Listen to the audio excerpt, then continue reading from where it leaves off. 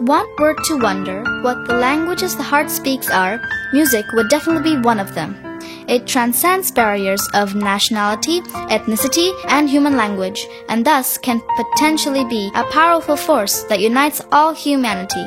Swaralaya is delighted to present Notuswara, a wonderful blend of Indian Carnatic music and melodies inspired by Scottish and Irish tunes. The term Notuswara is a combination of note and its synonym in Sanskrit swara, thus literally and figuratively making it a confluence of the east and the west. Swaralaya pays its respectful obeisance to Sri Muthuswami Dikshita, one of the trinity of Indian Carnatic music, whose melodious innovations the original set of 33 Notuswaras are. Our gratitude also to his disciples who added more compositions with due care taken to preserve the original idea and intent.